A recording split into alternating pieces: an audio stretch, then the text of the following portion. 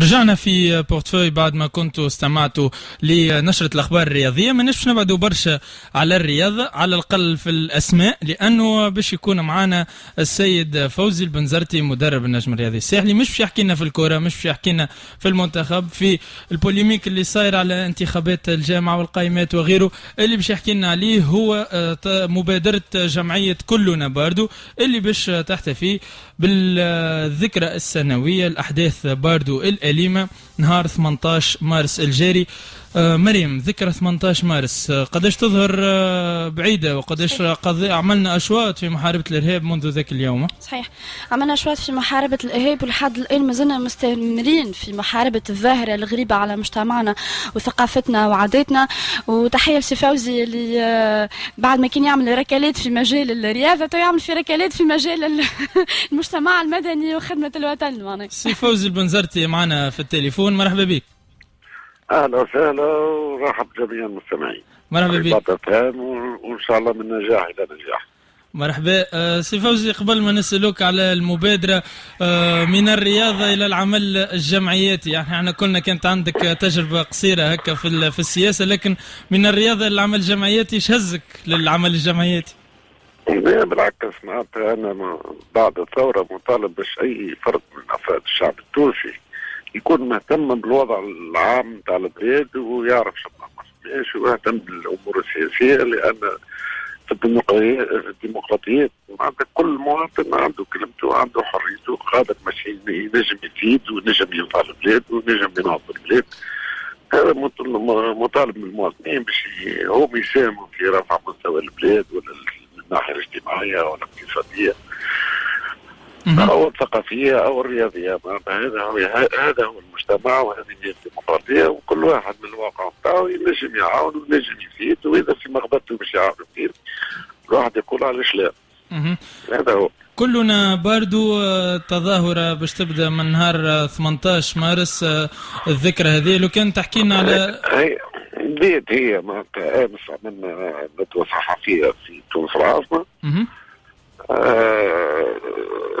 تناولنا فيها جميع الجواب بتاع الجمعيات.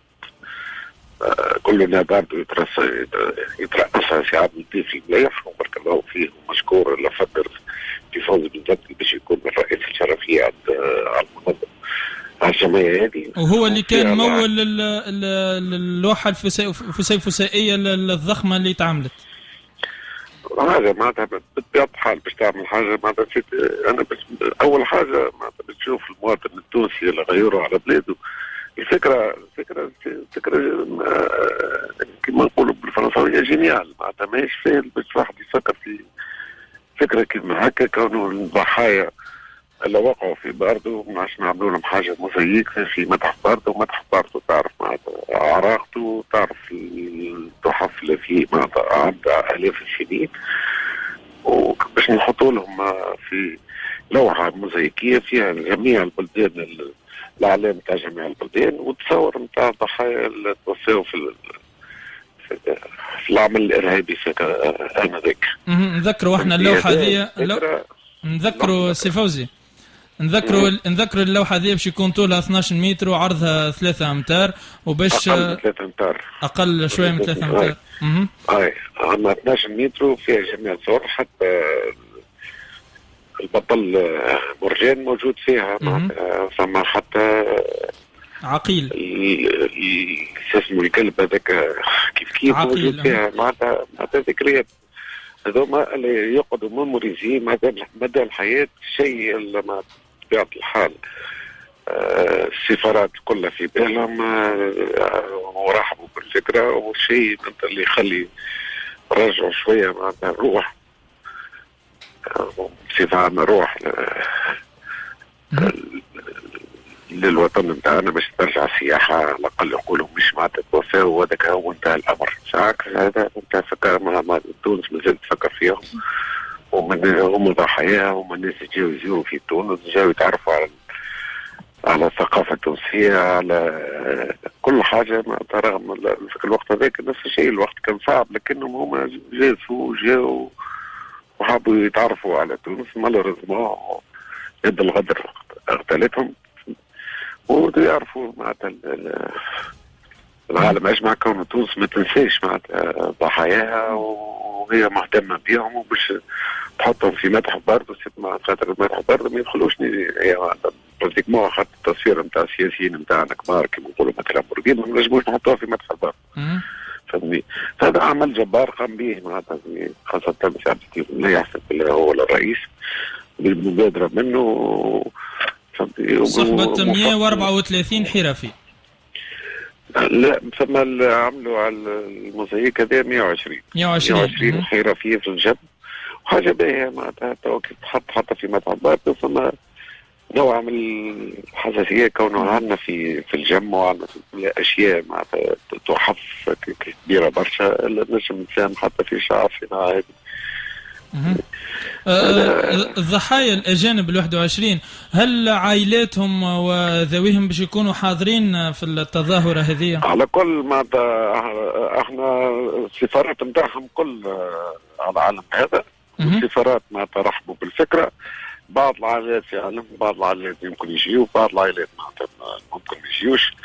عملنا معناتها اللي لازم يتعمل واللي جا مرحبا به اللي ما جاش ان شاء الله في المناسبة القادمة ان شاء الله نجموا نقولوا ان شاء الله باش يكون. وعدت هذه تظاهرة معناتها عملت بموافقة وزارة التعاطي وزارة الثقافة ووزارة السياحة نفس الشيء. فهمتي؟ والايادي كل ما تتحطت اليد في اليد باش نعملوا حاجة إيجابية اللي في تونس معناتها باش يعرفوا الناس العالم أجمع ألا ما نساويش احنا الضحايا نتاعنا ولا هذا هو توقع إشعاع من جديد معناتها لتونس. سي فوزي ثم عدة وسائل اعلام اجنبيه باش تكون موجوده وعدة تلفزيونات اجنبيه باش تكون موجوده وحتى تجلل يعني. سي فوزي احنا نشكر الحقيقه حضورك في المبادره هذه ولكن خليني نطرح سؤال معناها نربط ما بين الرياضه والمجتمع المدني. شنو اللي يخلي مدرب كره قدم والا لاعب والا يعني رياضي يكون موجود في مثل هالمبادرات هذه نتاع المجتمع المدني؟ والله معناتها الحس كما قلت لك من الاول الحس الانسان ديما غيور على بلاده وديما يحب ينفع بلاده يحب ينجم يعمل اي جهاز ينجم يقوم به ولا ينفع به ولا يشع به. كما مثلا مشيت المغرب انا كنت في المغرب ما اشعاع كثير فحاجه ايجابيه بالنسبه لتونس. التلميع الوجه الاصلي والتلميع في تونس معناتها في الخارج ماشي كما حسب تونس ولات معناتها مذكوره كانت بلاد مصدر الارهاب معناتها على الاقل نفسخوا نوعا ما الاشياء اللي قاعده تقال علينا.